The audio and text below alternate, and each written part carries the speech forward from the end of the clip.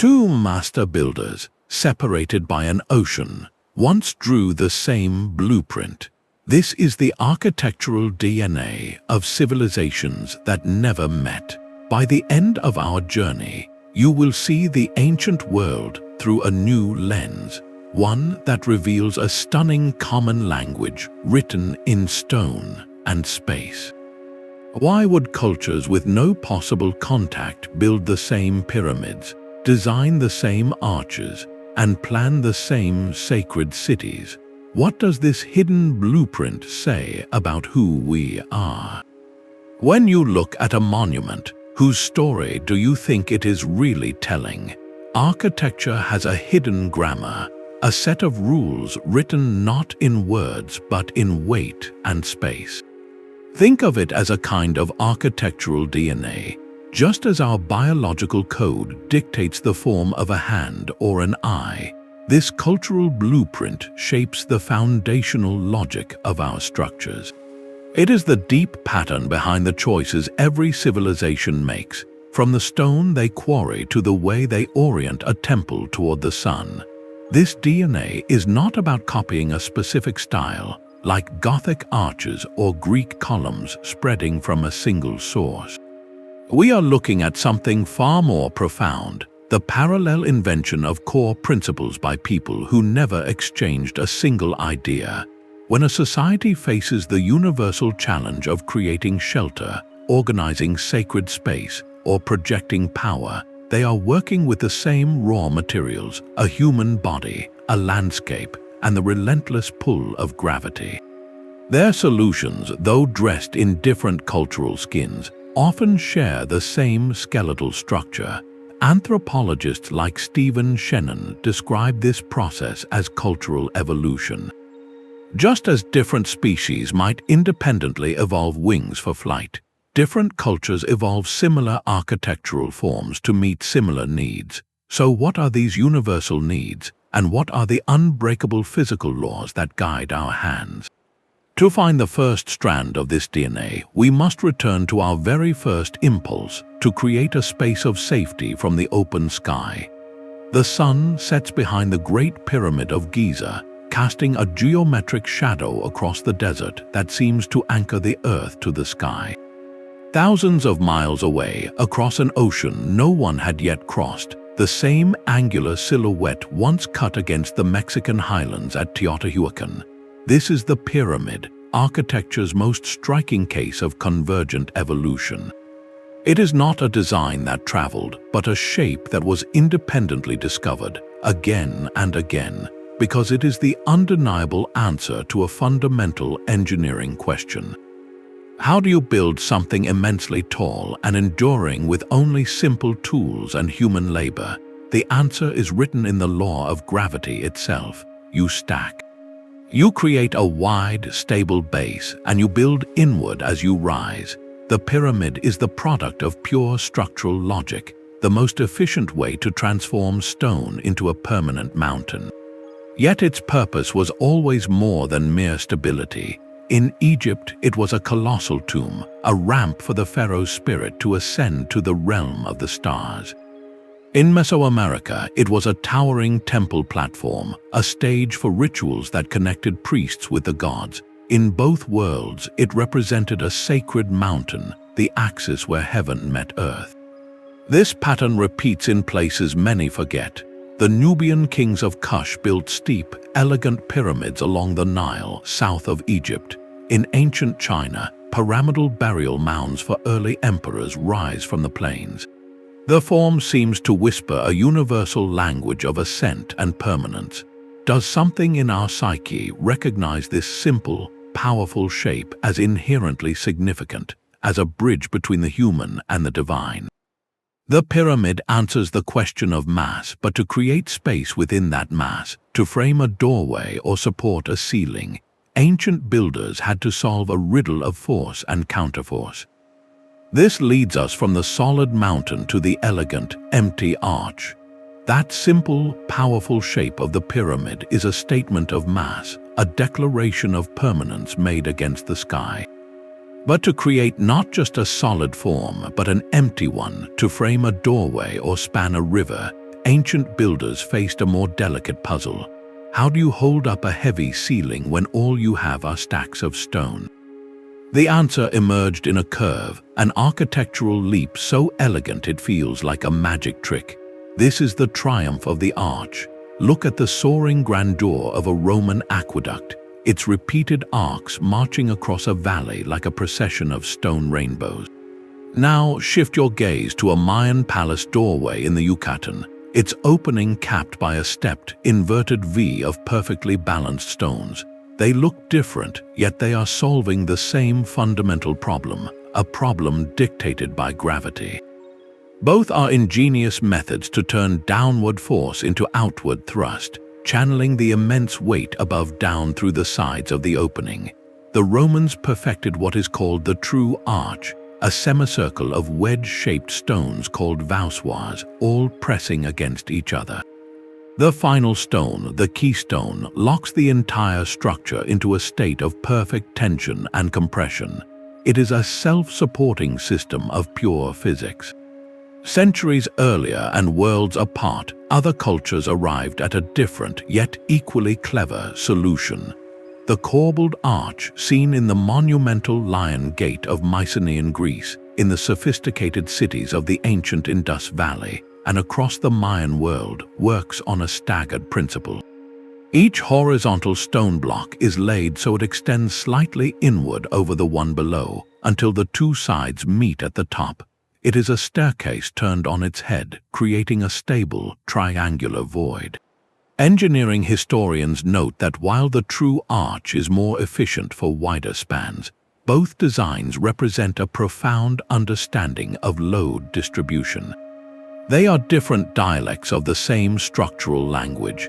This convergence extends beyond grand monuments to the utterly practical. The Romans built bridges that still stand today, their arches defying rivers and time. In ancient China, master builders independently engineered stunning arched bridges, like the Jeju Bridge from the 7th century, using a similar understanding of curved support. The physics of our world presented a universal challenge spanning a space, and the human mind, in its separate laboratories, discovered the same elegant principle. The arch solved the problem of the doorway and the bridge, but it also contained the seed of an even more ambitious idea. What if you could take that curve and spin it through a full circle, creating not just a passageway, but an entire universe under a single roof? The arch's elegant curve contains a promise, a hint of a space that could be complete in itself. To fulfill that promise, builders had to take that principle of the curve and expand it in every direction, creating not a passage but a universe. This brings us to architecture's third universal principle, the enclosed sacred space, a man-made interior designed to hold something beyond the everyday.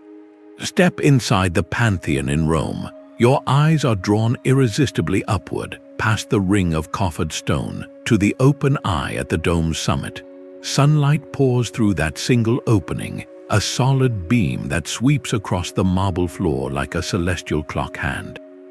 Here, the sacred is not a distant mountain peak, but the very sky itself, framed and brought within the embrace of a perfect geometric sphere. Now, picture a very different kind of sacred interior. In a Hindu temple, the heart of the complex is the Garbhagriha, the womb chamber. It is a small, windowless, often cube-shaped room, utterly dark and shrouded in mystery. The only light comes from the flicker of oil lamps illuminating the deity within. It is not the heavens brought down, but the cosmic seed, the point of creation, hidden and protected. An early medieval stone church in Europe creates a similar feeling of profound interiority. Its walls are thick, its windows narrow and high, casting slanted shafts of light that seem to cut through the cool, incense-laden air. The long nave pulls you forward toward the altar, a journey made not just with your feet, but with your entire focus. These spaces, from the expansive to the intensely intimate, all answer a deep human impulse to create a separate world where the community meets the divine. They achieve this through shared architectural strategies. The first is axial progression, the deliberate path that builds anticipation. Whether you are walking down the long approach to a Mesopotamian ziggurat, through the series of courtyards in a Chinese temple complex, or along the nave of a cathedral, you are being guided on a ritual journey from the profane outer world toward a sacred center. The second is the masterful control of light. The Pantheon's oculus is a dramatic statement, but so is the narrow slit in a temple wall that illuminates a statue's face at dawn on a specific day. Light is not just for visibility, it is a sacred substance choreographed to reveal, to awe, and to mark sacred time. The third is acoustic design. The echoing dome of a Byzantine church, the resonant stone of a Maya sweat bath, or the precise placement of a Buddhist prayer hall all shape sound, turning chant, prayer, and ritual music into an immersive, physical experience that seems to emanate from the walls themselves. To create these vast, column-free interiors, cultures again converged on similar solutions. The Persians perfected the Iwan, a monumental vaulted hall open on one side, which became a defining feature of mosques and palaces. Centuries earlier, Roman engineers had developed the barrel vault and the groin vault to roof their vast basilicas, turning civic spaces into what would become the blueprint for Christian churches. They were using the same core principle of the arch, extended into a tunnel or intersected to create a canopy of stone. Why do we, across continents and creeds, so consistently conceive of the divine as residing within? Perhaps it reflects our own experience of consciousness, of an inner life sheltered within a physical body. The temple, the church, the mosque becomes a collective body, a vessel for the spirit of a people. Having created this powerful vessel, the next question for any civilization was how to arrange these sacred spaces, and indeed all spaces, into a map that reflected their view of the cosmos itself. A stone staircase ascends into the Mesopotamian sky, each tier a deliberate step closer to the realm of the gods. This is the ziggurat more than a temple platform. It is a cosmological diagram made manifest. At the heart of countless ancient worldviews lies a powerful concept that scholars like Mircea Eliade termed the Axis Mundi, the world axis. It is the central pillar, the cosmic mountain, the unwavering line that connects three fundamental realms: the solid earth we walk upon, the celestial dome of the heavens, and the hidden depths of the underworld. This was not a mere myth, it was a foundational truth that demanded physical expression. And so, architecture became the tool to build this connection, to pin the chaotic world to a stable, sacred center. The ziggurat is perhaps its purest architectural form, a literal staircase for priests and, symbolically, for the divine. But if we follow this idea across the globe, we see it dressed in astonishingly different forms, all serving the same profound purpose. Journey to ancient India. There, the Buddhist stupa presents a different vision of the axis. A solid, hemispherical mound represents the dome of the sky over the world mountain. At its very center, rising from the relics buried within, stands a slender pole, the yasti. This pole is the Axis Mundi itself, often crowned with a series of ceremonial umbrellas marking the tiers of celestial ascent. It is a silent, stationary compass pointing from the heart of the earthly mound toward nirvana. Now, look to the soaring skyline of a medieval European city. What dominates it? The spire of the Gothic cathedral, a stone needle straining heavenward. This vertical explosion of architecture is not just a display of engineering prowess, it is a theological statement. The entire building, from its long nave stretching toward the altar to its ribbed vaults lifting the gaze, is an Axis Mundi in motion, guiding the faithful on a vertical journey from the mundane street to the luminous, stained glass vision of paradise. This shared drive to build the world axis reveals architecture's highest calling, to be a map of the universe. A building, in this sacred sense, is never just a shelter. It is a model of cosmic order, a place where the perfect symmetry of the heavens is given a footprint on the unpredictable earth. This organizing principle of a sacred center did not stop at the temple door. Once a civilization had established its Axis Mundi, that central point began to exert a powerful gravitational pull on everything around it, shaping not just single buildings, but the very blueprint of the city itself. That sacred axis, once established, demanded an entire city to orbit around it. From the cosmic mountain, we descend to the street plan, to the blueprint of daily life. In the ancient Indus Valley, you could walk down a perfectly straight, wide avenue in the city of Mohenjo-Daro, past uniform baked brick houses, and turn at a precise right angle onto another identical street. This was not an accident of growth, but a master plan executed over 4,000 years ago, a gridiron city of astonishing modernity. A world away and centuries later, a Roman soldier stationed at the frontier outpost of Timgad in North Africa would have felt eerily at home. Laid out as a perfect square, the town was divided by two main streets crossing at the center, creating a rigid checkerboard of city blocks they called insulae. The Roman grid was a tool of empire, stamped onto landscapes from Britain to Syria to impose order, facilitate troop movement, and streamline administration. These civilizations could never have known of each other, yet they independently arrived at the same elegant, efficient solution for organizing human settlement, the grid. The reasons for this convergence are deeply pragmatic. A grid is the simplest way to divide land fairly and quickly. It allows for easy navigation, a critical advantage for defense when any street can become a clear line of sight for defenders. It simplifies the logistics of building and expansion. Perhaps most impressively, the engineers of Mohenjo-Daro designed an advanced city-wide sanitation system within this grid, with standardized brick drains running beneath the streets, a testament to planning for public health on a massive scale. But the story of the ancient city is never solely one of pipes and property lines. The grid held a deeper, symbolic power. In China, the planning of imperial capitals like Chang'an was an act of cosmic alignment. The city was laid out as a perfect rectangle, its walls, gates, and major thoroughfares oriented to the cardinal directions, aligning with the principles of Feng Shui and ancient cosmic diagrams. The emperor's palace sat at the northern center, the pole star of this human universe, with the city's grid serving as a terrestrial mirror of the orderly heavens. This ritual orientation reaches its breathtaking climax at Teotihuacan in Mexico. The city's immense central avenue, the Avenue of the Dead, is not aligned to true north, but is deliberately offset to point toward the setting of the Pleiades star cluster on a key ceremonial date. The entire urban plan, with its pyramid of the sun and moon, is a vast astronomical instrument and a physical model of a cosmological belief system. Here, the grid transcends administration. It becomes a sacred text written across the valley floor.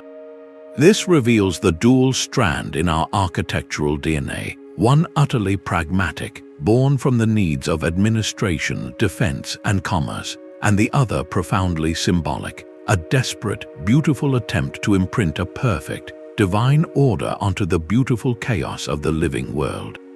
And at the heart of both kinds of grid, where the main axes cross, you almost always find a central, powerful node, the palace, the main temple, the forum. This convergence on the planned city shows a shared human desire to master our environment, not just for survival, but to make the world make sense. Yet, for all this grand planning, the most intimate and universal architectural experiences are often the smallest, the spaces we return to every single day. The grid's perfect order is a promise of safety, but the ancient world was a place of constant uncertainty. When that promise faltered, the blueprint of civilization shifted from open avenues to towering walls. High on a sun-baked hill in Greece, the citadel of Mycenae stands guard. Its walls are built of massive, rough-hewn stones so large later generations believed only mythical giants, the Cyclopes, could have lifted them.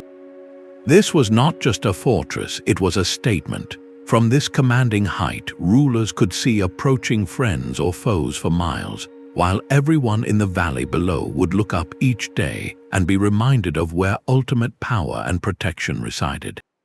This architectural principle of the elevated, fortified center is a global phenomenon, answering the twin human needs for physical security and the undeniable symbolism of elevated authority. Across the ancient Near East, from Persia to Central Asia, the same concept took form in the Kala, a fortified stronghold that housed the palace, the treasury, and the temples. It was a city within a city, separated by its own imposing walls from the bustling streets of the common populace below. Whether we call it a citadel, an acropolis, or a kala, these structures share a universal architectural vocabulary. First, the site itself is always chosen for strategic advantage: a hill, a plateau, any elevation that provides a defensive edge and a panoramic view. Second, access is strictly controlled through a single, monumental gate designed to awe and intimidate. At Mycenae, the famous Lion Gate features a massive lintel stone capped with a triangular slab carved with two lionesses flanking a central pillar, a powerful emblem of royal power meant to greet every visitor. Centuries later and a continent away, the Ishtar Gate of Babylon served a similar symbolic function, though its message was one of dazzling divine favor, covered in glazed blue bricks and processions of sacred animals. The third common feature is the sheer, overwhelming scale of the fortifications. The so-called Cyclopean walls of Mycenae are many meters thick, a physical manifestation of resilience meant to deter any thought of assault. Finally, and perhaps most tellingly, is the principle of segregation. The citadel physically separates the ruling elite, the priests, and the soldiers from the farmers, artisans, and merchants. Architecture here materializes social hierarchy, making the class structure visible and permanent in stone. This model could tilt toward the sacred or the secular. The Athenian Acropolis, though fortified, was primarily a religious sanctuary, a collection of glorious temples like the Parthenon dedicated to the city's patron goddess. It was a spiritual citadel. Contrast this with the Forbidden City in Beijing, the ultimate political citadel. For 5 centuries, this vast, walled palace complex at the very heart of the capital was a world unto itself, accessible only to the emperor, his family, and his court. Its sequence of courtyards, gates, and halls was a meticulously choreographed journey designed to amplify the emperor's heavenly mandate, with every step reinforcing the distance between the Son of Heaven and his subjects. In each case, from Greece to Persia to China, the elevated, walled center served the same purpose. It was the architectural embodiment of the monopoly of force and the focal point of cultural identity.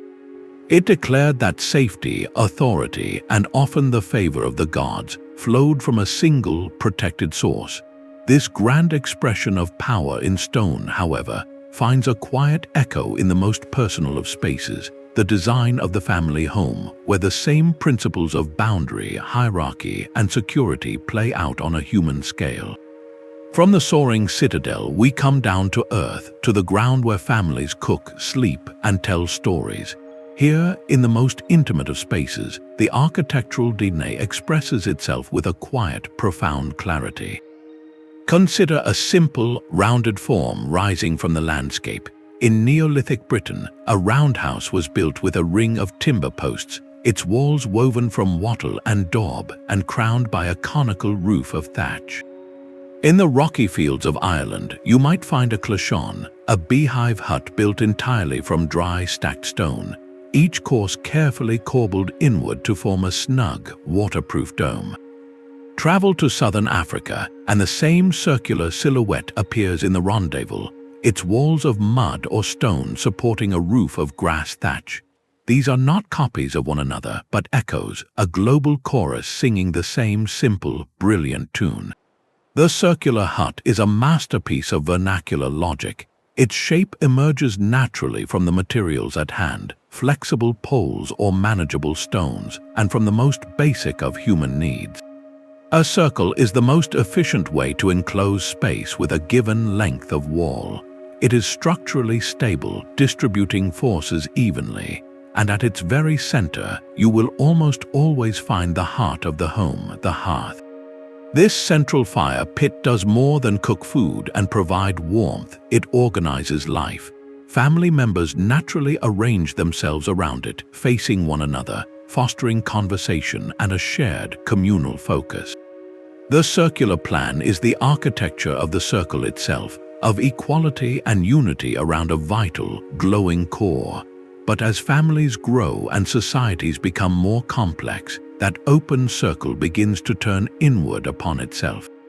The circular hut expands not outward but around an empty center, creating a new universal form, the courtyard house. Walk through the entrance of a Roman domus in Pompeii. You leave the noisy public street behind, passing through a narrow vestibule that deliberately obscures the interior. Then you emerge into the atrium, an open-air courtyard open to the sky. Here, rainwater collects in a central impluvium, light floods in, and the family's shrine to its ancestors is often located. All the main rooms, the triclinium for dining, the cubicula for sleeping, open directly onto this private, open space. Centuries later and halfway across the world, step into a traditional Chinese sihayuan in Beijing. The principle is identical. A plain, windowless outer wall faces the lane. You enter through a modest gate, only to find yourself in a serene, rectangular courtyard, surrounded by single-story pavilions that house different branches of the extended family.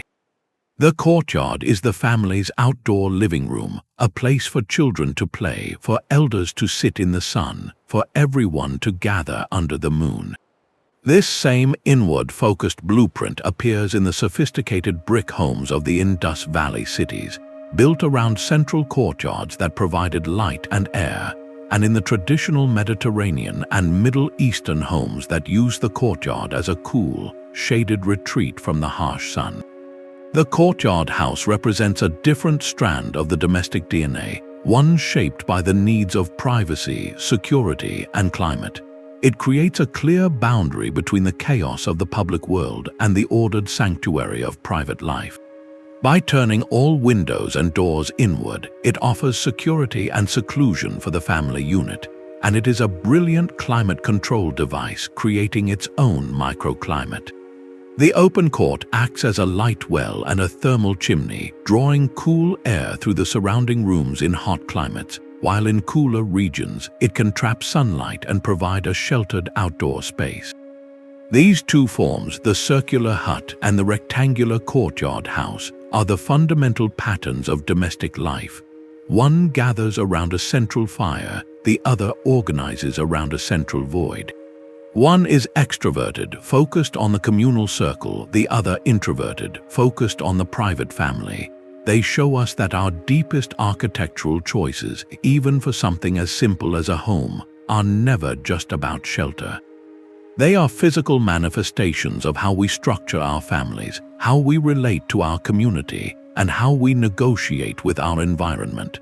And the very substance of these choices, the stuff we build with, tells its own parallel story of convergence. A builder's first question is not about philosophy, but about the ground beneath his feet. In the blinding white glare of an Egyptian quarry, workers would carefully cut along natural fissures in the limestone bedrock, using wooden wedges soaked in water to split the stone along clean lines. Across the Atlantic, in the volcanic highlands of Mesoamerica, other builders faced a different kind of stone. They worked with a relatively soft, porous rock called tuff, which could be shaped with stone tools and hardened upon exposure to air. In both cases, the material itself dictated the very grammar of construction. Limestone's massive, blocky nature demanded a monumental, stacking logic, while the more workable tuff allowed for intricate carving and sculptural forms directly into the architecture. This is the foundational layer of our architectural DNA, the inescapable conversation between human vision and the local earth. You build with what you have, and what you have shapes what you can imagine. When durable stone was scarce, civilizations turned to the most universal building block of all, Earth itself. In the alluvial plains between the Tigris and Euphrates rivers, and along the Indus River Valley, there were no great forests or convenient stone quarries. There was mud, and lots of it. The solution was brilliant in its simplicity: the sun-dried mud brick. Workers would mix river silt with straw or gravel as a binder, press the mixture into standardized wooden molds, and then let the fierce sun bake them solid. This single innovation gave rise to entire urban civilizations. But mud brick has a profound vulnerability: it dissolves in water. This universal weakness led to another universal architectural response: the protective skin. Both Mesopotamian and Indus Valley builders independently developed sophisticated systems of plaster and render. They coated their brick walls in layers of lime or gypsum plaster, not only to shield them from rain but to create a smooth, paintable surface. That protective canvas then invited the next leap: artistic expression. The famous Ishtar Gate of Babylon was at its core a mud brick structure, but it was entirely clad in glorious, fired bricks glazed a luminous blue and adorned with bas-relief animals. The material constraint bred an innovation that became a signature of cultural splendor. Perhaps the most stunning parallel in material science is the independent invention of artificial stone. Roman engineers, needing to build vast, complex structures quickly and without relying on endless supplies of cut stone, perfected a recipe they called opus cementitium. This was Roman concrete, a revolutionary mix of volcanic ash, lime, and rubble aggregate that could be poured into wooden molds to form incredibly strong, versatile shapes. It allowed for the Pantheon's dome and the sweeping arches of aqueducts, freeing architecture from the limits of the post and lintel. Meanwhile, in the humid rainforests of the Maya world, builders faced a different challenge: how to create smooth, durable surfaces on their limestone structures that could withstand the tropical rains and be painted with vibrant murals. Their answer was a complex lime-based plaster called stucco, applied in many layers and burnished to a hard, almost ceramic-like finish. They even developed a concrete-like mortar for their core fill.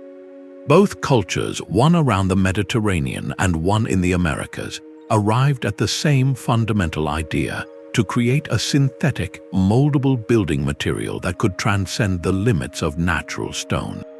The Roman sought volume and span, the Maya sought a perfect, painted canvas, but the ingenuity sprang from the same root: the human drive to remake the very earth into a more obedient form. This relationship with material is never purely technical, it is deeply symbolic. The choice of stone, brick, or plaster was also a statement. The eternal granite of an Egyptian pyramid spoke of a king's forever. The warm, handmade mud brick of a Mesopotamian ziggurat connected the city to the fertile soil that sustained it. The gleaming white stucco of a Maya temple, painted in red and blue, mirrored the bright heavens and the dark underworld. The material itself became part of the story, a physical manifestation of a culture's relationship with its environment and its gods.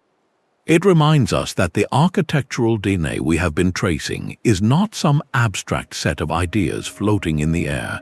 It is literally grounded, formed from the dust and stone of specific places, and elevated by a shared, stubborn human genius that looks at a pile of mud and sees a palace, a temple, a home. The very substance of our buildings, from mud brick to concrete, speaks of a deep dialogue with the earth. But when we step back and look at the shapes these materials create, another layer of meaning emerges, one that has nothing to do with load-bearing or weatherproofing. This is the language of pure form, of sacred geometry. High on the Salisbury Plain in England, the great Sarsen stones of Stonehenge stand in a perfect, silent circle, their lintels forming a continuous ring against the sky. This is not a wall, not a roof, but a profound geometric statement. A world away in the Himalayas, the floor plan of a Tibetan Buddhist temple is often based on a different perfect shape, the square, subdivided into a complex symmetrical diagram called a mandala. Both the simple circle and the intricate mandala belong to a non-utilitarian strand of our architectural DNA, a shared human impulse to encode cosmic truths into ideal forms. Art historians note that across cultures, basic geometric shapes carry profound symbolic weight. The circle, with no beginning and no end, universally represents the heavens, eternity, and spiritual unity. It is the sun, the moon, the cycle of seasons, the wholeness of the divine. The square, with its 4 equal sides and right angles, represents the earth, material order, and the 4 cardinal directions. It is stability, boundaries, and the organized world of human experience. The most powerful architectural act, then, becomes the sacred marriage of these two principles, an attempt to reconcile the infinite with the finite. This is known as the squaring of the circle, the geometric expression of cosmic harmony where heaven and earth meet. We can see this philosophical blueprint made physical in stunning monuments. In central Java, the massive Buddhist temple of Borobudur is a walking meditation in stone. Its design is a literal, 3-dimensional mandala. Pilgrims begin at the wide, square base, symbolizing the earthly world of desire. They then ascend through multiple concentric square terraces, each lined with narrative reliefs, before finally reaching the upper levels, which transform into circular terraces adorned with silent, bell-shaped stupas. The final summit is a single, large central stupa representing nirvana, the formless void. The entire journey is a geometric ascent from the square of the earth to the circle of enlightenment. This same principle structured the very soul of a Byzantine church. Scholars describe the classic design as a square enclosing a circle. The square footprint of the building supports a central dome, a circle representing the vault of heaven. The dome appears to hover, suspended by light or divine will, over the square space below where the congregation gathers. The architecture itself becomes a theological diagram, depicting the Christian cosmos where the heavenly realm descends to sanctify the earthly square.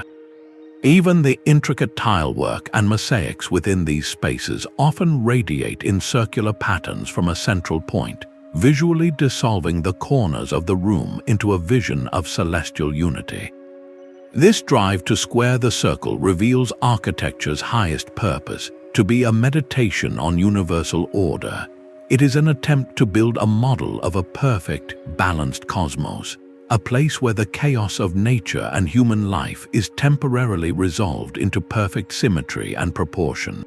And how did ancient builders ensure this symbolic order was correctly aligned? They looked up, using the one clock and compass available to every civilization on Earth, the steady march of the stars. The silent geometry of a circle or a square finds its ultimate purpose when it is turned toward the sky. Deep within the ancient passage tomb of Newgrange in Ireland, on the morning of the winter solstice, something extraordinary happens. For 17 minutes, as the sun crests the distant hills, a slender beam of golden light pierces the darkness, traveling down a long, precisely constructed stone corridor to illuminate the central chamber. It is a moment of breathtaking precision, engineered over 5,000 years ago, an alarm clock set by the cosmos itself. This phenomenon was not unique to the mists of Ireland. High in the Andes, at the Temple of the Sun in Machu Picchu, a similar stone window is carved so that on the June solstice, the sun's rays align perfectly to strike a ceremonial stone at the heart of the sanctuary. These are not coincidences, but chapters from the same global manuscript, revealing a near-universal practice where architecture becomes a cosmic clock. Ancient builders were first and foremost astronomers. They understood that their survival depended on reading the heavens, on knowing precisely when to plant and when to harvest. Aligning a monument to a solstice sunrise was the most durable calendar imaginable, a stone guarantee against hunger. The great temple of Amun-Ra at Karnak in Egypt was oriented so that on the summer solstice, the rising sun would shine directly down its main axis, flooding the inner sanctuary with light and symbolically renewing the pharaoh's divine power. This alignment was a practical agricultural marker for the Nile's flooding season, but it was also a profound theological statement, physically connecting the king and the god to the cycle of renewal. This celestial engineering took many forms, tailored to different skies and beliefs. In the American Southwest, the ancestral Pueblones of Choco Canyon constructed a complex of great houses with features that functioned as precise solar and lunar observatories. At a site now called the Sun Dagger, 3 large stone slabs were positioned so that dagger-shaped shafts of sunlight would pierce a spiral petroglyph carved on a cliff face, marking the solstices and equinoxes with silent, solar accuracy. Their architecture was a library of astronomical knowledge, built to track the complex 18.6-year cycle of the moon, knowledge crucial for timing ceremonies and community gatherings. The motivation behind these alignments wove together the practical and the profoundly spiritual. By anchoring a building to a celestial event, a civilization was doing more than marking time. It was linking human ritual to the eternal, unchanging cycles of the cosmos. It was a way to bring order to a seemingly chaotic world, to assure the community that the sun would indeed return after the longest night, that the rains would come again after the dry season. This sacred connection often extended to the final journey. The passage tombs like Newgrange were not just calendars, they were houses for the honored departed, oriented so that the life-giving light of the solstice sun could, for a few magical minutes, reach and symbolically rejuvenate those within. In Egypt, the narrow shafts within the Great Pyramid were aligned with specific stars, creating a celestial pathway for the pharaoh's soul. The architecture served as a bridge, ensuring that even in passing, an individual's journey remained synchronized with the grand, celestial mechanics of the universe. This practice shows us that for these cultures, there was no separation between the study of the stars and the purpose of building, between the home of the living, the resting place of the ancestors, and the clockwork of the heavens. They were all part of one continuous, sacred landscape. A beam of solstice sunlight meant to reach the departed reveals a truth even more profound than celestial alignment. For countless civilizations, the most permanent, labor-intensive architecture was not built for the living, but for the dead. This is the House of the Dead, a universal architectural project where the drive for legacy converges with the need to make memory permanent in the landscape. In the hot sands of early Egypt before the pyramids, the standard tomb was a mastaba, a low, rectangular bench-shaped structure of mud brick or stone. Its name comes from the Arabic word for bench, and that is precisely what it looked like, a solid, enduring platform marking a sacred spot. It was a house for the spirit, with an offering chapel above for the living and a sealed burial chamber below for the body. This fundamental concept of creating a durable dwelling for the deceased echoes across the globe. In the Green Islands of Japan, from the 3rd to the 7th centuries, powerful rulers constructed massive, keyhole-shaped earthworks known as coffin. These were monumental burial mounds, some surrounded by moats, that transformed entire hillsides into permanent symbols of a clan's authority.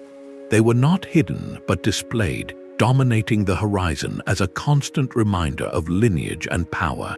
Whether a mastaba or a coffin, the mound itself served a dual purpose. It protected the resting place, but more importantly, it created an unmissable landmark. It turned memory into geography, ensuring that the name and status of the individual would be associated with that place for generations. This need to furnish the spirit for its journey led to another powerful convergence, the practice of grave goods. In ancient Egypt, the tomb was stocked with everything from food and furniture to shabby figurines, small statues meant to perform labor for the deceased in the afterlife. A world away, in the frozen tombs of the Scythian steppes, nomadic chieftains were buried with elaborate golden ornaments, weapons, and even sacrificed horses, all intended for use in the world to come. The belief systems differed, but the architectural response was similar. The tomb was designed as a repository, a sealed vessel containing the supplies for an eternal journey. Yet the form these houses took could be strikingly different, reflecting two great solutions to the same problem of permanence. Egyptian tombs, like those in the Valley of the Kings, represent the architectural path of hidden complexity. They are labyrinths carved deep into the bedrock, their walls covered in sacred texts and paintings, a sunless, secret universe intended to remain undisturbed for eternity. The architecture goes inward and down into the realm of the earth itself. Contrast this with the tumulus, the great earthen mound built upward upon the ground. The Etruscans of ancient Italy built vast necropolises of these mounds, creating cities of the dead that mirrored the cities of the living above. A Scythian kurgan is another example, a great pile of earth and stone rising from the flat grassland, a solitary mountain proclaiming a chieftain's presence. Here, the statement is external and towering, a permanent bulge on the landscape meant to be seen for miles. Both approaches, the hidden underworld and the manifest mound, sought to conquer time, one through secrecy and the other through sublime visibility. They represent a universal human struggle with legacy, a deep-seated need to assert that a life mattered and that its journey continues. The sheer scale of these projects, from the millions of stones in a pyramid to the countless baskets of earth in a coffin, points to a final, convergent driver, the mobilization of mass labor. Building a house for a single spirit required the work of an entire community for years, binding the living together in a shared project that honored the past while literally reshaping the future's horizon. A house for the dead required a living, breathing society to build it. That simple truth reveals the final, most vital strand of our architectural DNA, the social engine of monumentality. It is one thing to dream of a pyramid, a wall that snakes across mountains, or a cathedral that pierces the clouds. It is another to feed, house, and organize the thousands of hands needed to make it real. This engine was fueled not by stone, but by human belief, social structure, and the sheer will to coordinate. Consider the logistics of the Great Wall of China. For centuries, across multiple dynasties, conscripted soldiers, peasants, and even prisoners moved millions of tons of earth, stone, and brick. They worked in brutal conditions, hauling materials up impossible slopes, all to create a continuous line of defense that would become the largest construction project in human history. The wall was not built by a single mind, but by a relentless administrative machine capable of mobilizing and sustaining a vast, dispersed workforce across a continent. Now shift the scene entirely to the arid plains of southern Peru. Here, the Nazca people created one of the world's most mysterious monuments, not by building up but by scraping away. The Nazca lines are vast geoglyphs, images of birds, spiders, and geometric shapes so large they can only be seen from the air. They were made by removing the dark, sun-baked pebbles on the surface to reveal the lighter earth beneath. This was not the work of a few individuals, but of coordinated groups following precise plans laid out with simple cords and stakes, working over generations to maintain these sprawling desert drawings. One project is defensive and imposing, the other spiritual and enigmatic, yet both required a society sophisticated enough to direct collective labor toward a goal that no single person could ever achieve. How did ancient states, from Egypt to Rome to the Andes, solve this universal puzzle of mass mobilization? They converged on remarkably similar social and political blueprints. The most powerful engine was often divine authority. In Egypt, the pharaoh was a god-king, the living embodiment of Horus. Building his pyramid or temple was not forced labor in a modern sense. It was a sacred duty, a communal act of piety that ensured cosmic order and the favor of the gods. Workers' villages near the Giza Plateau show evidence of organized food production, medical care, and even beer rations, suggesting a system of state-sponsored, rotational service. In medieval Europe, the construction of a great cathedral was driven by a different kind of fervor. It was a project for the entire town, funded by guilds, nobles, and common folk alike. Stonecutters, carvers, and glassmakers donated their skills as an act of faith, believing their work brought them closer to heaven. The cathedral site became a social and economic hub for decades, binding the community together in a shared, generational enterprise. Yet not all monumental labor was voluntary or devotional. Many civilizations developed systems of compulsory service. The Roman Empire relied heavily on the corvée labor of its subjects, a tax paid in workdays. Provinces were required to supply workers for roads, aqueducts, and fortifications, a practice that built the infrastructure of empire while firmly demonstrating Roman control. Similarly, in ancient China, the corvée system was a cornerstone of state power, used to build not only the Great Wall but also canals, palaces, and tombs. This highlights a key function of these mega-projects. They were brilliant tools for managing surplus. In an agricultural society, what do you do with a large population during the off-season when fields lie fallow? And what do you do with the surplus grain harvested in good years? The answer was to feed that surplus labor in massive, state-run projects. This converted food and idle hands into permanent, awe-inspiring symbols of royal power and social stability. It prevented unrest, circulated resources, and created a tangible, shared legacy. Ultimately, these projects forged social cohesion. Whether through shared belief or shared effort, building something monumental together created a powerful collective identity. It turned subjects into citizens of a grand vision, and within this engine, specialization flourished. The master quarryman who knew how to split stone, the engineer who understood hydraulics for an aqueduct, the scribe who kept accounts for 10,000 workers. These roles emerged independently wherever civilization reached for the sky. The architectural DNA we see in stone is merely the fossilized imprint of this deeper, living DNA, the human capacity to organize, to believe, and to build together toward a horizon far beyond any single lifetime. That social engine of monumentality required a mastermind, a single intellect capable of translating divine will or royal ambition into a stable plan etched onto the earth.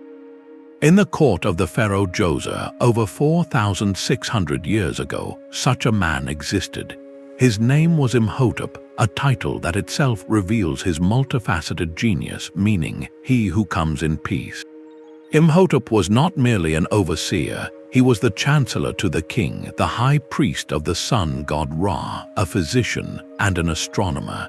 And in his most enduring role, he was the architect who designed the step pyramid at Saqqara, the very first colossal stone building in Egypt, and a revolution in architectural ambition.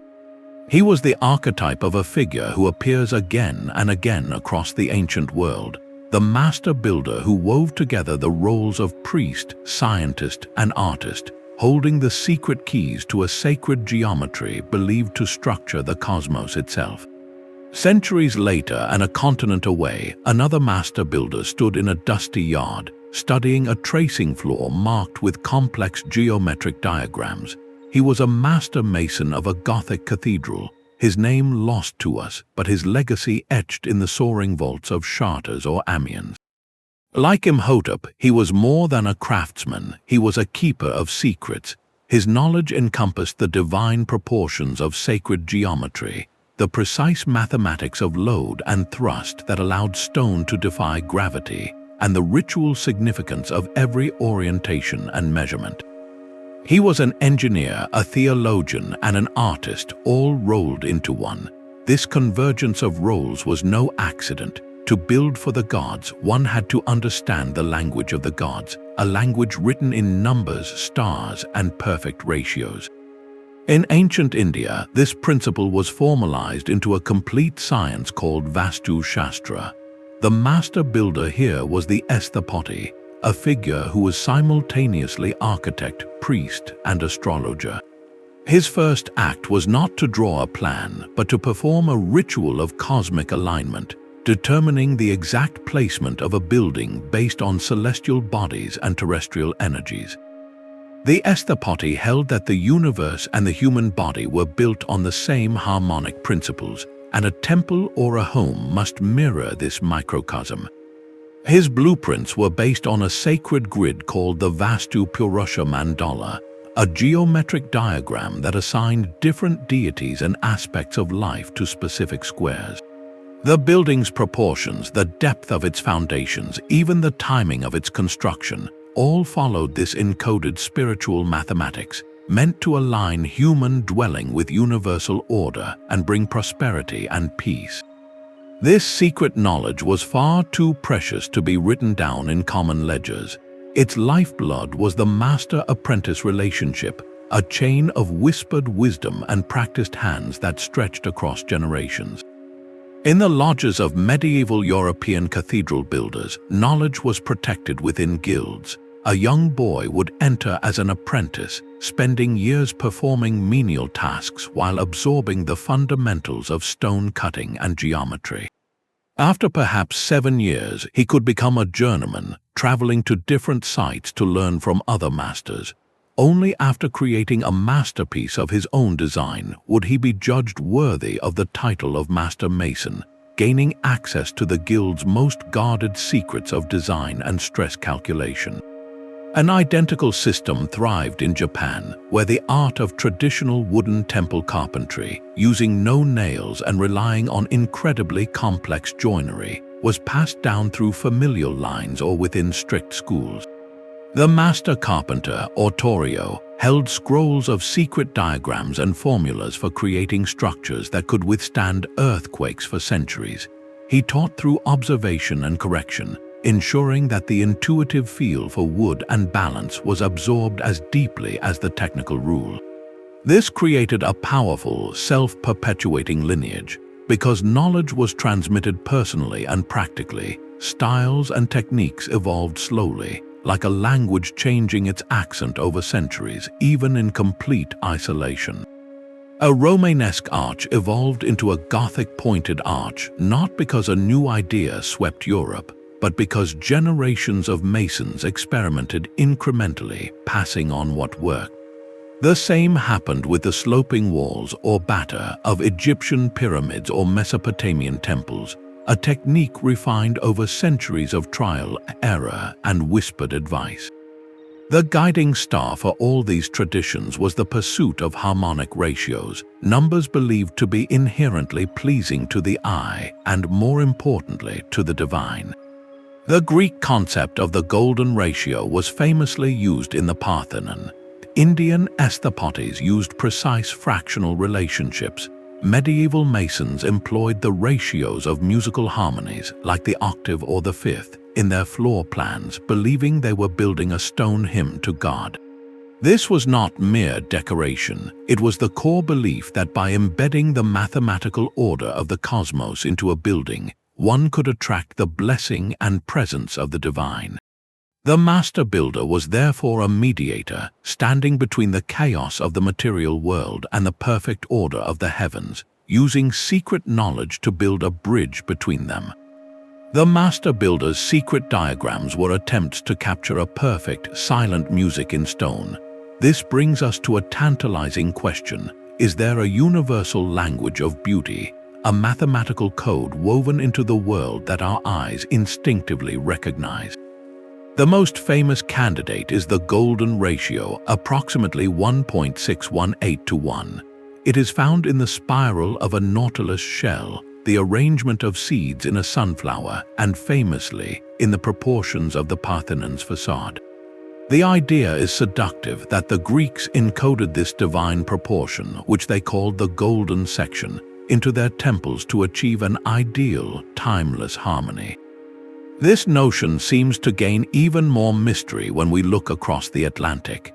Some researchers have suggested that the layout of Mayan temples, like those at Tikal or Palenque, also incorporates proportions close to the golden ratio in the relationship between platform heights, stair widths, and the massing of their towering roof cones. It paints a picture of two worlds utterly separate, humming the same mathematical tune. The concept extends beyond a single ratio. Look at the sequence of numbers 1, 1, 2, 3, 5, 8, 13, where each number is the sum of the two before it. This is the Fibonacci sequence, and as it grows, the ratio between successive numbers gets closer and closer to the golden ratio. This pattern appears in branching leaves, pine cones, and galaxies. It feels like a cosmic signature. Ancient Indian architectural theory, the Vastu Shastra, operated on a similar principle of encoded harmony. It used a modular measuring system called the tola, based on the proportions of the human body, from the width of a finger to the full height. Every dimension of a temple was a multiple or fraction of this module, ensuring the entire structure resonated with a human scale, and by extension, the order of the universe. The drive seems clear: to pull perfect, pre-existing cosmic order down into the tangible world of brick and mortar. Yet, here is where we must pause and introduce a crucial note of scholarly caution. Many historians and mathematicians argue that we must be careful not to see patterns where none were intended. The archaeologist and historian of science, Elena Robson, and others have pointed out that applying the golden ratio to ancient structures like the Parthenon often involves selective measurement, choosing which points to connect on a ruin that has settled and eroded over millennia. The evidence from original Greek texts suggests their beauty was based on simpler, more practical ratios, like the ratio of 9:4, or on careful optical corrections to make columns appear straight. Similarly, claims about Mayan use of the golden ratio are often debated, with alternative explanations pointing to practical construction methods or astronomical alignments as the primary drivers of their proportions. This critical perspective is vital. It reminds us that the human mind is a pattern-seeking machine, especially when gazing upon the awe-inspiring works of lost civilizations. We have a deep, perhaps innate, tendency to seek perfect, harmonious order in their designs, to believe they possessed a lost sacred mathematics. This tendency itself is a fascinating part of our architectural DNA. It drove the Roman architect Vitruvius to propose that perfect buildings should be based on the proportions of the ideal human body, a concept immortalized later in Leonardo da Vinci's Vitruvian Man. It guided medieval masons to use the ratios of musical harmonies in their cathedrals, believing they were constructing a stone hymn. Whether derived from the body or the stars, the pursuit of good proportion was always about more than aesthetics. It was about creating a feeling. Proportion governs the very experience of moving through a space. A doorway scaled just right feels inviting, not intimidating. A room whose length, width, and height are in a comfortable ratio feels calm and centered, while a long, narrow corridor creates anticipation and directs movement. This is the silent power of proportion. It choreographs our bodies and our emotions long before we consciously notice the numbers behind it. So, were ancient builders using a secret, universal mathematical code? The balanced answer may be both yes and no. They were undoubtedly using sophisticated, intentional systems of proportion, but these were likely rooted in practical geometry, local tradition, and a philosophical desire to reflect their own understanding of cosmic order, rather than a single, mystical number whispered across the continents. Their genius was in knowing that to build a space that felt sacred, harmonious, or powerful, you had to listen to an inner compass, one calibrated by the human form and the human spirit. A silent, white road stretches across the jungle floor, connecting one Mayan temple to another. This is the Sakbi, a raised causeway of packed limestone gleaming under the tropical sun. Half a world away and millennia earlier, a long, stone-lined ramp served the same purpose, guiding priests and funeral processions from the Nile's edge directly to the heart of a pyramid complex. These are not mere roads, they are the opening lines of an architectural script designed to choreograph the human body through a sequence of carefully staged revelations. This is the kinetic DNA of sacred space, where architecture becomes a director, guiding movement to build anticipation and orchestrate a transformative experience. The journey begins with a threshold, a clear demarcation from the ordinary world. The Egyptian causeway lifted you from the fertile, chaotic floodplain onto a pristine, geometric path aimed squarely at the eternal stone mountain ahead. The Mayan Sakbi, often miles long, performed a similar function, physically and symbolically separating the scattered daily settlements from the concentrated power of the ceremonial center. This initial pathway is always linear and direct, a visual arrow pointing toward the goal, but it is rarely a quick stroll. Its length is deliberate, forcing a slow, processional pace. With every step, the mundane concerns of life fall away, replaced by a growing focus on the destination looming larger on the horizon. The architecture here uses sheer distance and enforced perspective to quiet the mind and prepare the spirit. This linear progression is then broken into distinct chapters, a series of gates and courtyards that control the rhythm of approach.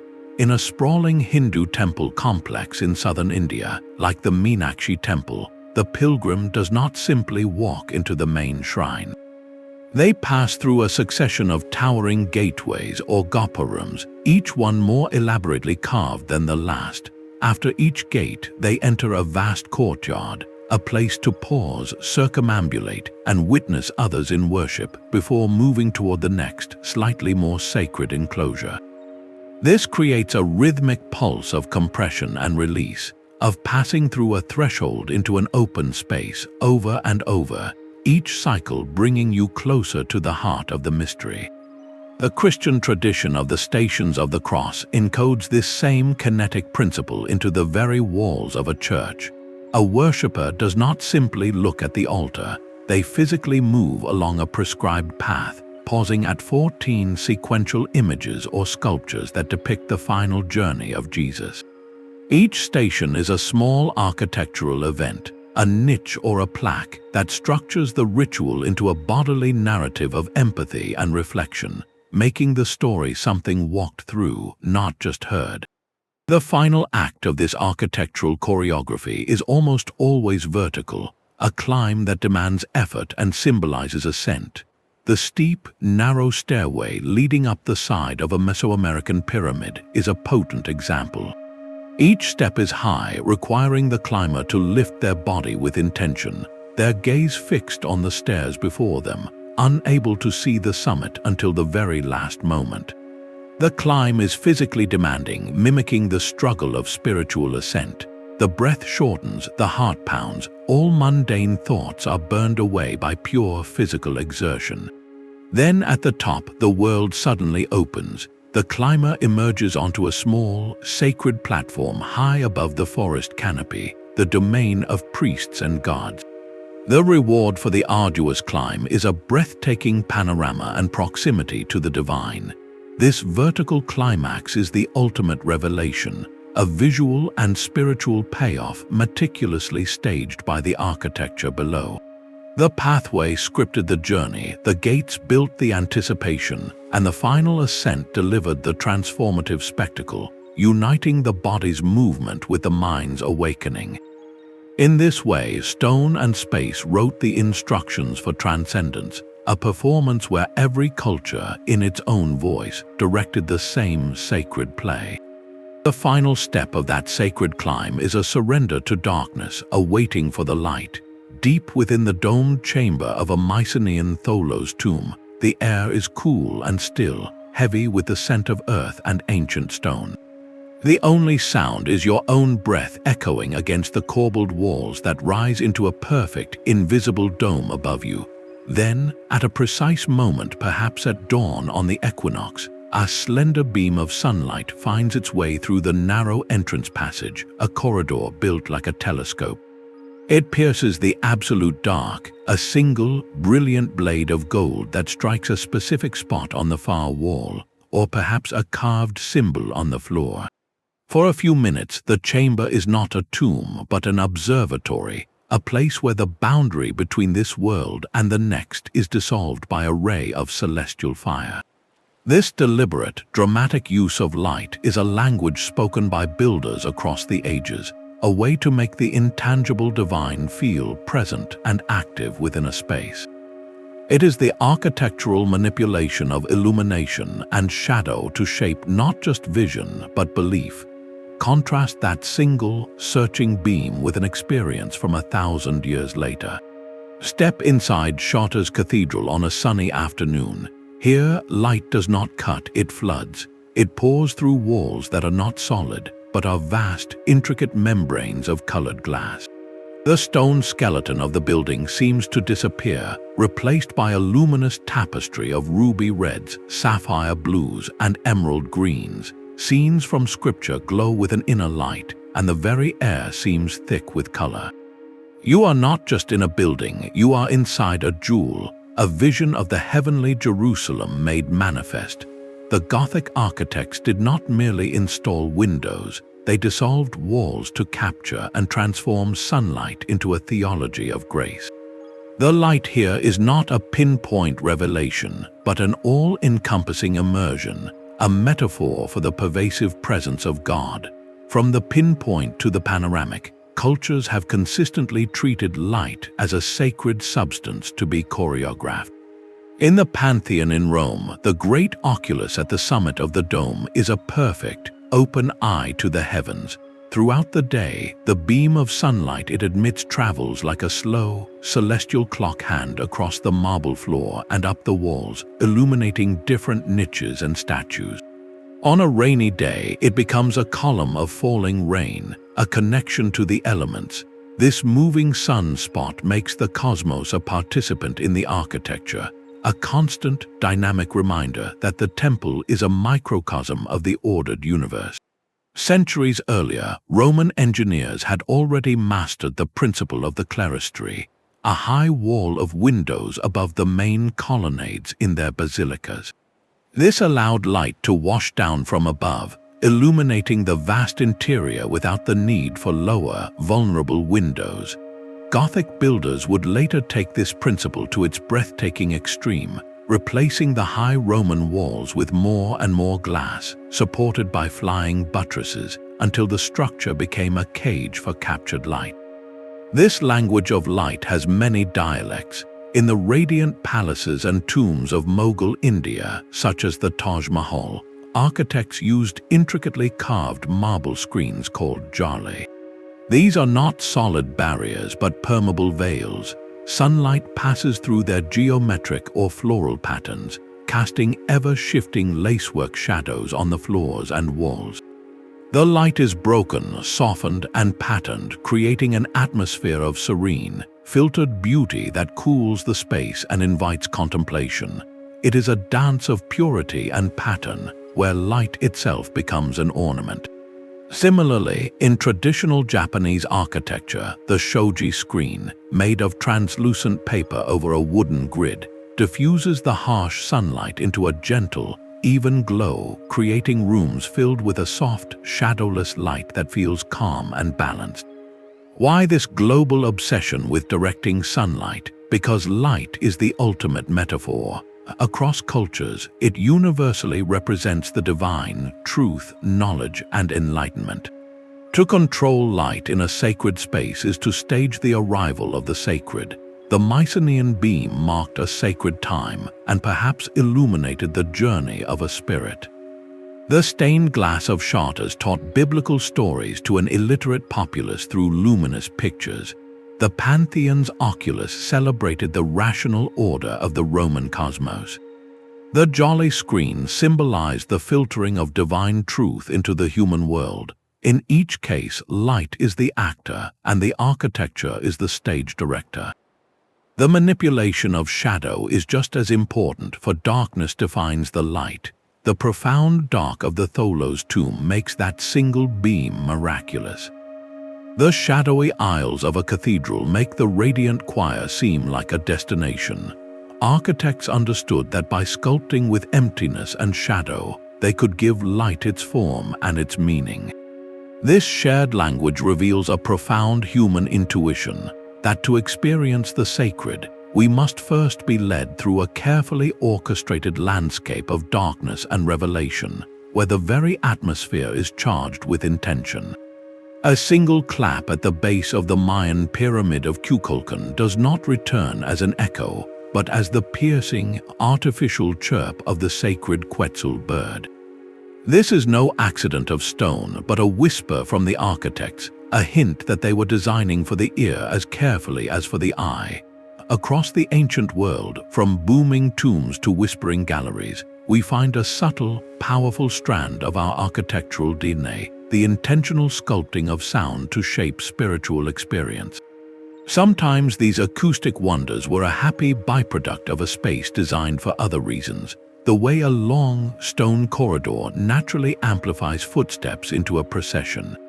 But in many cases, the evidence points to something far more deliberate, a sophisticated understanding of how form shapes frequency. At the Gol Gumbaz Mausoleum in India, the dome is a masterpiece of sonic architecture. Its vast, empty interior creates a reverberation so long and so clear that a whisper spoken against one wall can be heard perfectly on the opposite side, over 150 feet away. This whispering gallery effect transforms the monument into a place of intimate communication across impossible distances, where secrets seem to travel on the air itself. Even more mysterious are spaces designed not for clarity, but for a profound, disorienting resonance. Deep beneath the island of Malta lies the hypogeum of Hal Saflieni, a labyrinthine underground sanctuary carved from solid limestone over 5,000 years ago. One particular oval chamber, often called the Oracle Room, possesses an extraordinary acoustic property. A deep male voice speaking or chanting within a certain niche can produce a low-frequency resonance that vibrates through the entire room and even through the stone floor, felt in the bones as much as heard. The sound seems to emanate from the walls themselves, an otherworldly effect that would have been utterly terrifying and awe-inspiring to those gathered there. Archaeologists and acousticians who have studied these sites face a fascinating puzzle. Were these effects meticulously planned, or were they discovered by chance and then incorporated into ritual? For the Mayan pyramid, the stairway's specific geometry and the precise arrangement of the treads act as a sound diffractor, breaking the clap into multiple reflections that mimic a bird call. Given the Quetzal bird's deep cultural and religious significance, it is hard to believe this was not an intentional acoustic signature, a way to make the temple itself speak with the voice of the divine. In Malta, the unique shape of the Oracle Room and the properties of the limestone naturally amplify certain low frequencies. Researchers suggest that rituals held there might have used this resonance to create an overwhelming sensory experience, where the voice of a priest or oracle would be transformed into something superhuman, seeming to rise from the earth. This pursuit of sacred sound extended to music. In ancient Greece, theaters were carefully designed with sloping seating and curved stone backs to project the voices of actors and chorus to every spectator. But it went beyond simple audibility. Some scholars propose that the dimensions of certain Greek temples were tuned to resonate with specific musical notes used in ceremonies, literally turning the building into a giant instrument. Similarly, the long, narrow corridors of Egyptian temples might have been designed to amplify the rhythmic beat of ceremonial drums and the chant of priests, creating a hypnotic, immersive soundscape that guided processions toward the inner sanctuary. This reveals a profound layer of ancient thought, the understanding that architecture is not a silent sculpture. It is an instrument. By shaping space, you shape sound, and by shaping sound, you shape consciousness. The echo in a tomb becomes the voice of an ancestor. The whisper across a dome becomes the secret knowledge of the divine.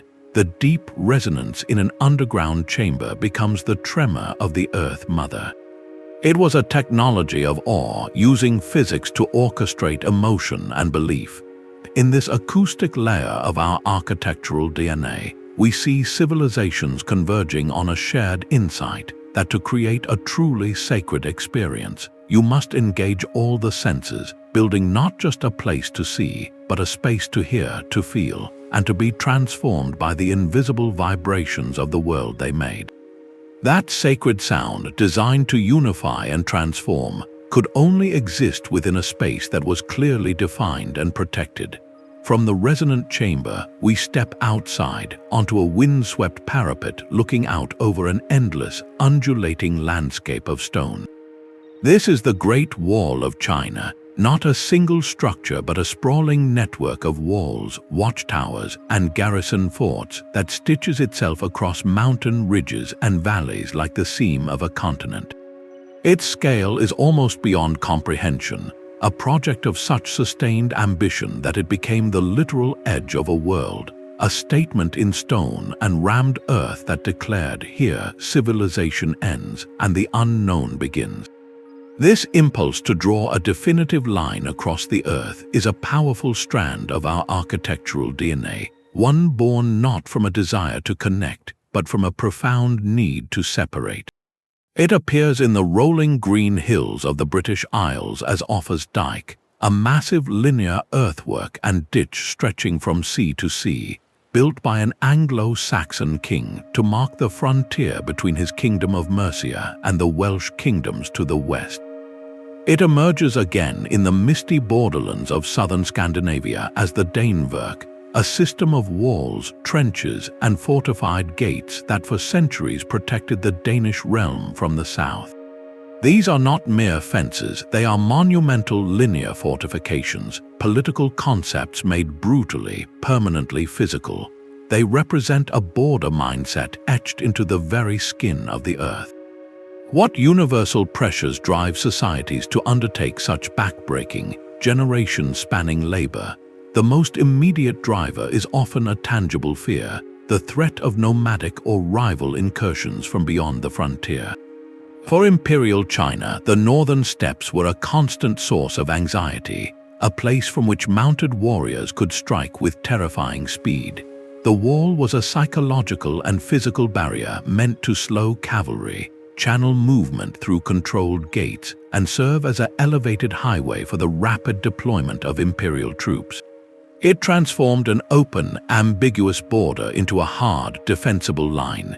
Similarly, the Danevirke was a response to pressure from the Frankish Empire and later Germanic peoples, a way for the Danes to fortify the narrow neck of the Jutland Peninsula and control all north-south movement. But these walls were never just military. They were powerful economic tools designed to control and tax trade. Every merchant caravan, every traveler had to pass through a fortified gate where imperial officials could levy taxes on goods, control the flow of information, and monitor who entered and left the realm. The wall turned the frontier from a porous zone into a regulated checkpoint, allowing the state to profit from the very exchange it sought to control. Ultimately, these projects were the ultimate projection of imperial power. They were declarations of territorial sovereignty, so vast they could be seen from space. Building a wall across 1,000 miles of wilderness sent an unmistakable message about the resources, organization, and sheer will of the state that built it. It was a permanent advertisement of imperial reach, telling both subjects and outsiders that this land was claimed, ordered, and defended by an authority that could reshape geography itself. In doing so, it forged a powerful, if forced, sense of identity. For those living inside the wall, it defined what it meant to be Chinese or Mercian or Danish. It created an us safely within the line and a them on the dangerous outside. This architectural DNA of separation stands in stark contrast to the other great linear monuments of the ancient world, the roads and canals built to facilitate connection and exchange. Where the Roman road or the Grand Canal of China invited movement and mingling, the Great Wall was designed to inhibit it. It is the physical manifestation of a closed world, a scar on the earth that speaks of fear, control, and the enduring human desire to draw a firm line between the familiar and the foreign. A wall declares a boundary, but a bridge proposes a conversation. While some empires built to separate, others engineered to connect, and in doing so, they wrote a different chapter of our shared architectural DNA, one defined by pragmatic genius and the flow of water, goods, and ideas. The challenge was universal: a river that blocks an army's advance, a mountain pass that strangles trade, a city dying of thirst on a dry plateau. The solutions, emerging independently across the continents, speak to a convergent logic of empire and survival. Consider the quiet elegance of the Jeju Bridge in China, completed in the early 7th century. Its arch is not a semicircle, but a shallow, graceful arc, a segmental design that allowed it to span a wider river with less material and a flatter roadway, a stroke of engineering insight that would not appear in Europe for nearly 1,000 years. Meanwhile, the Roman world was stitching its territories together with robust stone bridges like the Pont Milvio, their semicircular arches resting on massive piers sunk into riverbeds, built to carry the relentless tread of legions and the wheels of imperial commerce. Different forms, same brilliant answer to the immutable laws of physics and the demands of a centralized state. This engineering imperative did not stop at the river's edge. To move people, information, and armies with speed, you needed more than a bridge, you needed a system. The Roman via were the arteries of empire, a network of over 250,000 miles of engineered road. They were not mere dirt paths, but layered constructions of gravel, sand, and fitted stone, crowned for drainage and flanked by curbs and mile markers. They cut through hills, crossed marshes on causeways, and maintained a relentless, direct grade, allowing messages to travel from Rome to the English Channel in a matter of weeks. An ocean away, in the spine of the Andes, the Inca Empire faced a far more brutal topography, yet answered with a parallel marvel, the Quhapacñan. This vast network, over 25,000 miles long, connected a realm stretching from modern Colombia to Chile. Inca engineers built stairways up sheer cliffs, suspension bridges woven from mountain grass across dizzying gorges, and rest houses called tambos at precise days' journey intervals. While the Roman road was a tool for wheeled carts and marching columns, the Inca highway was designed for the sure-footed llama and the relay runners, the chasqui, who could carry a message from Quito to Cuzco in under a week. Both systems, however, served identical strategic purposes, binding disparate territories into a single political entity, accelerating military response, and facilitating the flow of tribute and trade that fueled the imperial heart. The most vital flow of all, however, was not of soldiers but of water. A growing city quickly consumes its local springs and wells, facing a stark choice: move the people to the water or bring the water to the people. The answer, again, emerged in parallel. The Romans are famed for their soaring aqueducts, like the Pont du Gard in France, where tiered arches carried a covered water channel for 31 miles, relying on a constant, gentle downhill slope calculated with astonishing precision. But they were not alone. In the arid landscapes of the Persian Empire, engineers constructed qanats, a different but equally brilliant solution. These were underground tunnels, gently sloped and dug back into mountain foothills to tap groundwater aquifers. A series of vertical access shafts, visible from the surface like a line of earthen chimneys, allowed for construction, maintenance, and ventilation. The qanat delivered cool, clean water to city fountains and agricultural fields with minimal evaporation, a sustainable technology that spread from Persia to North Africa and even to ancient Oman. Remarkably, in the water-rich but seasonal rainforests of the Maya, we find another adaptation of this hydraulic imperative. At the city of Palenque, archaeologists have uncovered a sophisticated, pressurized aqueduct system built under a major plaza. Using carefully graded stone conduits and an understanding of water pressure, Maya engineers managed seasonal flows, prevented flooding, and likely created running water for the city's elite.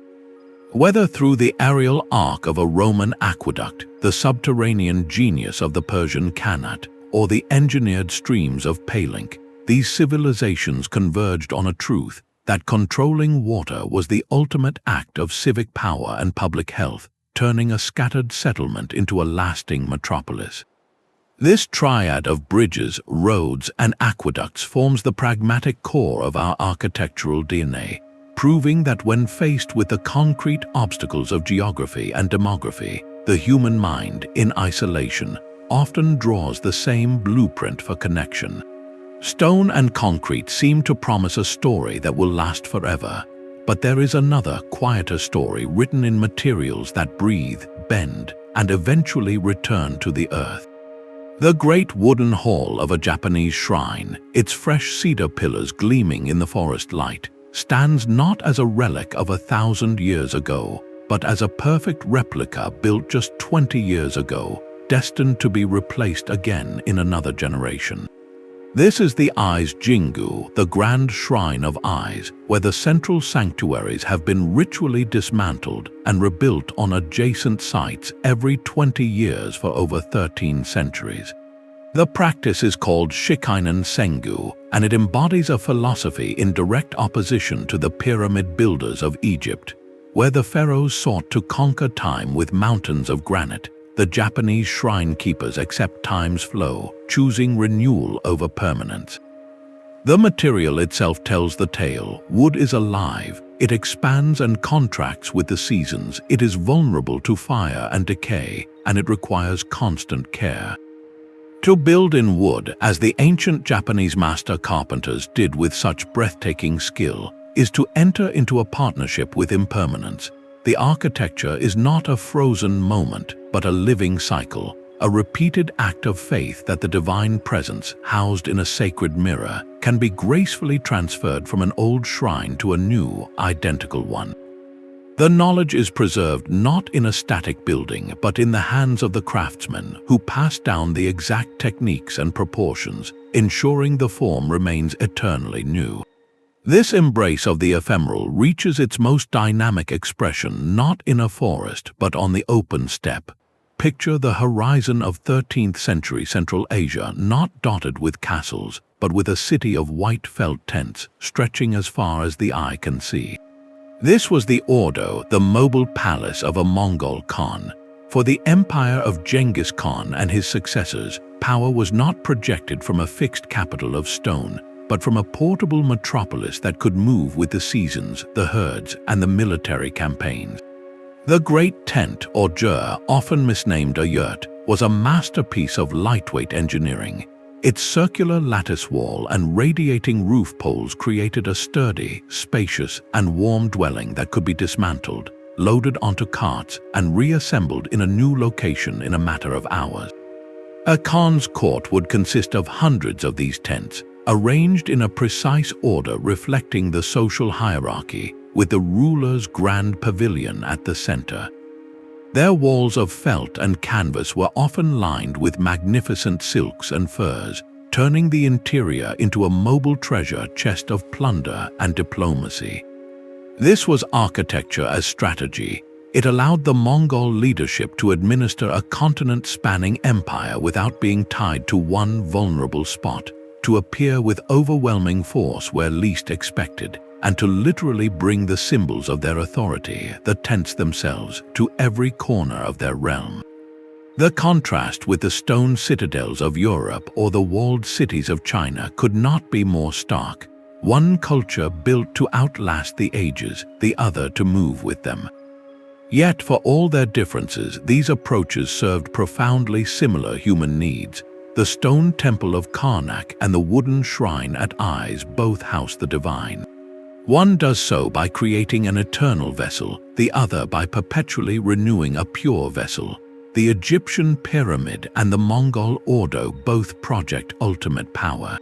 One does so through unmovable, awe-inspiring mass, the other through dynamic, ubiquitous presence. Both the mastaba tomb and the sacred grove of eyes honor ancestors. One uses a permanent marker, the other a ritually purified space. This duality forces us to widen our lens. Our historical imagination is so often shaped by what survives the stone, the brick, the metal. We forget the vast, vibrant chapters of human history written in wood, fabric, leather, and reed. The great meeting halls of the Germanic tribes, the soaring timber temples of ancient Scandinavia, the intricate bamboo structures of Southeast Asia, the vast ceremonial pavilions of African kingdoms, most have vanished, leaving only post holes in the earth or descriptions in travelers' tales. Their absence skews our understanding, making us think permanence was always the goal. But for many cultures, the goal was appropriateness, resonance with a worldview, or sheer practicality. To build for eternity was a choice, one often made by centralized states with surplus labor and a desire for a permanent legacy. To build for the cycle or for the journey was another, equally sophisticated choice, made by cultures deeply attuned to natural cycles, mobility, or the spiritual value of renewal. This strand of our architectural DNA, the ephemeral, is harder to trace, but it is no less significant. It reminds us that human genius expresses itself not only in defying time, but in dancing gracefully with it, in creating beauty that is meant to be fleeting, power that is meant to be mobile, and sacred spaces that are meant to be reborn. A spiral is carved into the cool, grey stone of a Neolithic tomb in Ireland, a single, continuous line curling inward toward an unknowable center. Centuries later and halfway across the world, the same elegant curve is painted in vibrant pigments on the bargeboard of a Maori meeting house in New Zealand, a dynamic symbol of growth and lineage. This is not a coincidence of copying, but a convergence of seeing. When we look past the grand forms of pyramids and temples to the intricate skin of decoration, we find another, more intimate layer of our architectural DNA. A symbolic grammar written in a shared visual language. This ornamental code speaks in a limited alphabet of powerful motifs, patterns that emerged independently across the globe because they are born from the very tools in our hands and the world before our eyes. The most fundamental patterns are geometric, arising from the simple mechanics of creation. Take the meander, that continuous, right-angled line that folds back on itself in an endless path. You see it as the Greek key, adorning the borders of classical vases and temple friezes as a symbol of infinity and unity. You see it again in the flowing, painted scrolls of Maori kauhewai patterns, where it represents the unfurling fern frond, a symbol of new life and perpetual regeneration. The pattern is, at its heart, what happens when you drag a tool in a straight line and then make a deliberate turn, a basic action that different cultures elevated into a sacred motif. Similarly, the zigzag is a near-universal signature. For the ancient Mesopotamians, incised into clay bricks, it likely represented flowing water, the lifeblood of their civilization between the rivers. For the ancestral pueblones of the American Southwest, painted on pottery or carved into rock, the same jagged line could depict lightning, a powerful force of the sky that brought both life-giving rain and destructive fire. The pattern is a direct abstraction of a natural phenomenon observed by all, a crack in the earth, the flash across the sky, the ripple on a pond. The spiral may be the most hypnotic of these shared forms. It appears on the megaliths of prehistoric Europe, perhaps mapping the journey of the sun or the cycles of life and death. It winds across Aboriginal Australian rock art as a symbol of waterholes or storytelling tracks. It spins in the Celtic Triskelion, representing motion and progress, The spiral is the shape of a coiled snake, a curling fern, a swirling galaxy, a shell held to the ear. It is nature's own shape for growth and dynamic energy, and the human hand, from Ireland to Rapa Nui, has always been drawn to replicate its perfect inward pull. Beyond pure geometry, this symbolic grammar fills with living forms, most powerfully the animal guardian. Confront the stone lions flanking the gates of Mycenae, the sculpted serpents entwining the temples of Mesoamerica, the dragons coiling along the roof ridges of Chinese palaces. These are not mere decorations, they are sentinels. The lion, an almost universal symbol of royal power and protective ferocity, guards Assyrian palaces, Indian thrones, and the doors of medieval European cathedrals. The serpent or dragon, representing wisdom, rebirth, and the chthonic power of the earth, appears as the feathered serpent Quetzalcoatl at Teotihuacan, the Ouroboros of ancient Egypt and Greece, and the benevolent Long of Chinese mythology. These creatures are more than animals, they are conceptual forces, guardians of thresholds where the human world meets the supernatural. They embody qualities cultures everywhere feared or revered: strength, vigilance, and a connection to primal, untamable nature. Why does this ornamental DNA repeat with such insistence? The first reason is wonderfully practical. A limited repertoire of marks is easy to produce with basic tools. A chisel struck at an angle creates a zigzag. A gouge rotated creates a spiral. A stamp pressed in repetition creates a meander. The very technology of decoration shapes the visual vocabulary. But the deeper reason is that all humans observe the same natural library. We all see the coiling vine, the scales of a fish, the spots on a leopard, the radial petals of a flower.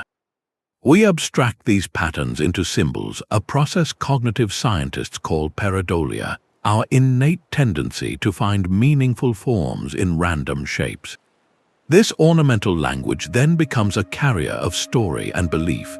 The intricate carvings on a Maori meeting house or Waranui are not random, they are a literal genealogy.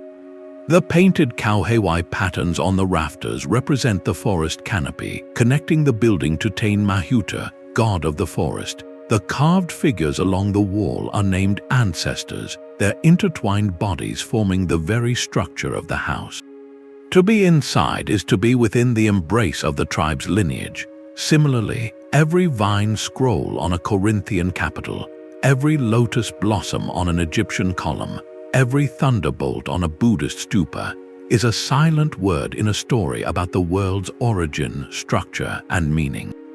This surface decoration transforms a wall from a barrier into a page, a roof from a shelter into a sky. It is how architecture finally speaks, not in the silent grammar of load and mass, but in a vivid, visual poetry that declares who we are, what we fear, what we worship, and how we see the beautiful, patterned world swirling around us. A silent lion carved in stone stalks across a palace wall. It is not alone. Behind it marches an army of soldiers, their spears held high, their faces etched with a grim purpose. This is not a single image, but a sequence, a story in stone that unfolds as you walk the length of the corridor. In the royal palaces of ancient Assyria, the walls themselves became a grand, unrolling scroll. Here, the narrative was one of conquest. You would see the siege of a city, from the first volley of arrows to the final presentation of prisoners before the king. Each panel was a deliberate chapter, designed to glorify the ruler's power and warn any visitor of the fate awaiting those who defied him. This was architecture as a canvas for propaganda, a permanent public record of imperial might. A world away, in the dense rainforests of the Maya, a different kind of stone storyteller stood sentinel in the plaza. This was the stela, a tall, freestanding monument carved on all sides. Where the Assyrian frieze told a story of collective military triumph, the Maya stela was a deeply personal and cosmic record. It commemorated a specific ruler, capturing their likeness in elaborate regalia, and surrounded their image with columns of intricate hieroglyphs. These texts recorded precise dates, genealogies, military victories, and ritual events, anchoring the king's life to the sacred calendar and the movements of the stars. The stela was less a narrative of battle and more a historical document, declaring that on this day, this king performed this sacred duty, securing the favor of the gods for his people. Both civilizations, with no possible contact, arrived at the same profound idea: to fuse their most important stories with their most enduring structures. They turned architecture into a library, a gallery, and a billboard for identity. This principle of inscribed history took many forms. In Rome, the narrative spiraled upward. Trajan's column is a stone helix of conquest, its continuous carved relief winding from base to capital, depicting the emperor's wars against the Dacians in over 150 detailed scenes. A viewer would walk around and around the column, following the campaign like a three-dimensional comic strip, the story literally elevating the emperor's achievements toward the heavens. Centuries later, a different culture would tell a similar story of invasion and power on a different kind of canvas. The Bayeux Tapestry, though an embroidered textile nearly 70 meters long, served an identical architectural function. It was designed to be displayed along the walls of a cathedral or great hall, its sequential panels narrating the Norman conquest of England. Like the Assyrian frieze or Trajan's column, it used a linear, visual narrative for political ends, justifying a new ruler's claim to the throne for a largely illiterate populace. Whether carved in limestone, woven in wool, or painted in fresco, this drive reveals a universal human need. We are compelled to inscribe our laws, our myths, and our triumphs onto the very fabric of our shared spaces. The Code of Hammurabi, one of the world's oldest legal codes, was not kept in a scroll, but etched onto a towering black stone stele, placing the king's justice in the public square for all to see. The painted murals of Egyptian tombs were instructional guides for the afterlife, while the intricate carvings on a Hindu temple exterior illustrated epic myths, teaching sacred stories through art. The building itself becomes more than a shelter or a shrine. It transforms into a historical document, a declaration that says, "We were here, this is what we believed, this is what we achieved." It is an attempt to cheat the fragility of memory, to make legacy as solid and permanent as the walls that hold up the roof. When the spoken word fades and the parchment crumbles, the story told in stone might still whisper from the ruins. A story told in stone is a testament that outlasts the storyteller. We have traced this architectural DNA across deserts and jungles, through pyramids and arches, from the grandest citadel to the humblest home. The pattern is undeniable, a chorus of similar forms rising from civilizations that never exchanged a blueprint. So what does this chorus mean? It would be tempting and thrilling to imagine a single, lost super-civilization seeding these ideas across the globe, a forgotten Atlantis whose master builders sailed to every shore. Yet the weight of evidence points to a truth far more profound and far more human. These parallels are not evidence of a single source, but a powerful testament to the shared cognitive toolkit we all carry, and the universal environmental challenges we all must solve. The human mind, when presented with the same fundamental puzzle, will often discover the same elegant solution, not because of contact, but because of convergence. Given the relentless pull of gravity, the most stable way to build tall is to create a wide base and stack inward, hence the pyramid. Given the need to span a space, the most efficient way to channel weight is through a curve, hence the arch. Faced with the need to organize thousands of people, the simplest way to divide land and control movement is a grid. These are not cultural choices first, they are responses to physics, logistics, and human anatomy. Our bodies are the same, walking on two legs, needing shelter from rain and sun. Our social minds crave order, hierarchy, and meaning, and our eyes look up at the same sun, moon, and stars, seeking patterns to explain our place in the cosmos. When a priest king in Egypt and a priest king in Mexico both sought to build a bridge to the heavens, they both looked to the most stable, mountainous form they could conceive, and the pyramid was born. This convergent creativity fundamentally undermines any notion of cultural superiority or isolation. It reveals that genius is not the exclusive property of one river valley or one continent, but a latent potential within our species, flowering wherever conditions allow. The Roman engineer who calculated the slope of an aqueduct and the Persian engineer who charted the underground path of a canal were engaged in the same brilliant act of problem-solving, each using the materials and mathematics available to them. The Gothic master mason and the Japanese Torio both held secret knowledge of geometry and stress, passed down through generations to create structures of breathtaking beauty and stability. They were speaking different languages but working from the same deep grammar of innovation. This shared heritage, embedded in our global built environment, offers us a crucial lesson for today. In an age of often soulless generic architecture, this ancient DNA reminds us that the most enduring designs arise from a deep dialogue between human needs, local materials, and the natural world. The Courtyard house teaches us about privacy, community, and natural climate control. The sacred alignment of a monument teaches us about observing and honoring our place within a larger cosmic order. The use of local stone, earth, or timber connects a structure to its landscape in a way that imported steel and glass often cannot. Understanding this legacy invites us to reconsider what truly makes a building meaningful. It is not merely about style or novelty, but about how a space answers the timeless human questions, how it shelters, how it inspires, how it organizes our lives together, and how it connects us to something beyond ourselves. The architectural DNA of civilizations that never met is ultimately a story about us.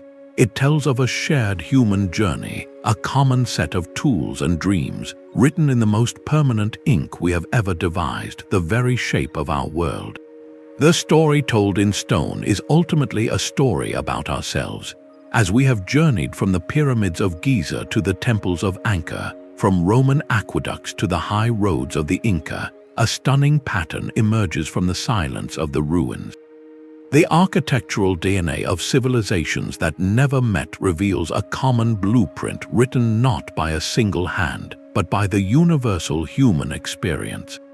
We all live under the same pull of gravity beneath the same arc of the sky. We all build societies, face the challenges of climate, and feel the profound urge to connect with something larger than ourselves. These convergent forms, from the arch to the grid to the sacred mountain, are not echoes of a lost super-civilization. They are independent discoveries born from a shared set of tools, the human body, the human mind, and the raw earth we stand upon. This hidden lineage reminds us that beneath the beautiful tapestry of our diverse cultures lies a bedrock of shared ingenuity. A Roman engineer calculating the slope of an aqueduct and a Persian master digging a canal underground were engaged in the same brilliant act of problem-solving. A Gothic mason in France and a temple sthapati in India both held secret knowledge of sacred geometry, seeking to harmonize their structures with the music of the cosmos. Their languages, gods, and materials were different, but their drive was the same: to order the chaos of the world, to honor the divine as they understood it, and to leave a mark upon the earth that would whisper to the future. This is the quiet legacy written into the landscape of our planet. It challenges any simple notion of cultural isolation or superiority, revealing instead a latent genius that flowers wherever human curiosity meets necessity. It speaks of a common journey, a collective striving to build not just shelters but meaning. The next time you pass under an arch, step into a sunlit courtyard, or see the silhouette of a pyramid, pause for a moment. You are not just looking at a building or a ruin. You are reading a chapter in a single, ongoing story, a story authored by all of humanity. If this exploration of our collective blueprint resonated with you, we would love to continue uncovering these hidden connections. Share in the comments below which parallel from our journey amazed you the most, and subscribe to join us as we keep tracing the deep patterns of our shared